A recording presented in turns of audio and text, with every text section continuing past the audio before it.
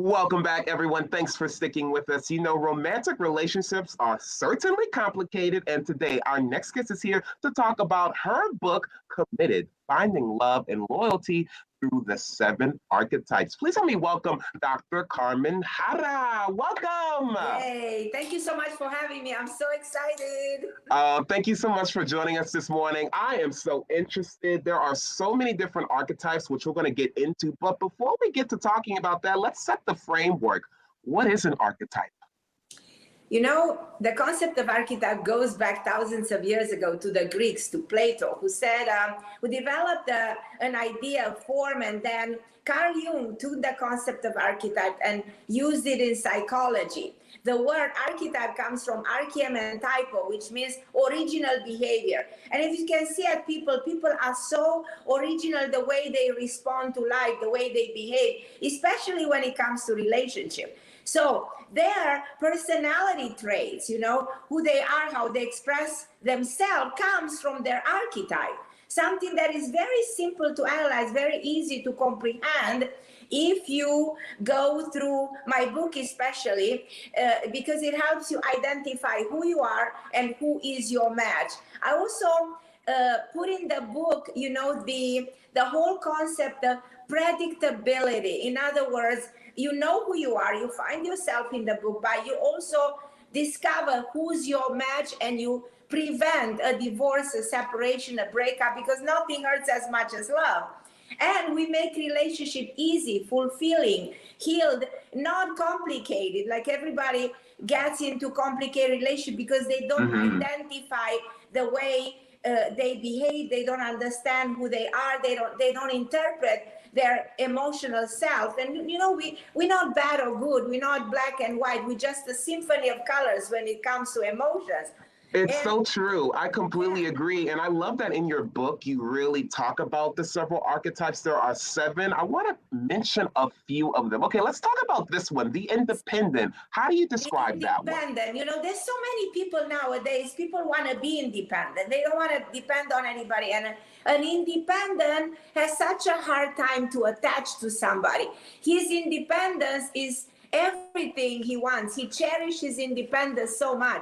So consequently, an independent doesn't want to commit. Now, the book also talks about the concept of commitment, which means give yourself to another person. Nowadays, we're having a hard time giving ourselves to somebody else. And most likely an independent doesn't want to do it because being on himself and alone is so precious to him. It's really interesting. And as you can see, there are 7: the workaholic, the narcissist, the free spirit. I've dated a couple of these archetypes. You know what I'm saying?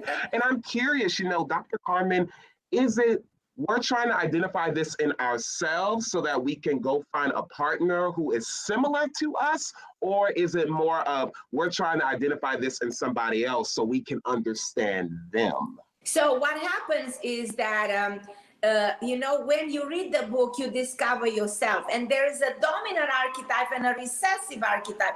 We are not born narcissists. We're not born free spirit. We're not born independent. But we have certain predisposition to become a certain archetype. And through life, let's say you're an introvert. If you've been abused or you've been abandoned, then you become an introvert. You know, so but you have the tendency towards becoming an introvert, but life will take you there. So that's why you not only one introvert or one independent or one workaholic, you have a recessive aspect. So you will find yourself in the book. But it's very relevant to understand who you bring into your life. Who do you attract? You know, do you attract somebody who's a reflection of your issues, or do you attract somebody who compliments you? So it's very significant to know who you want to bring in order to create that good marriage, that stable, long-lasting relationship. The book also talks about the well-rounded archetype, the ideal archetype. And we all want to become the ideal archetype so that we have a great family, we last forever. And then we all have seen those old people 40 years later walking hand in hands and loving each other more than at the beginning. We want to get there. We want to It get really there. is an interesting book, and you detail again all those 7 archetypes, including how to find your ideal archetype. But I want to ask you, you've worked with married couples as a clinical psychologist. What are some common solutions to some relationship problems? Does it start with communication?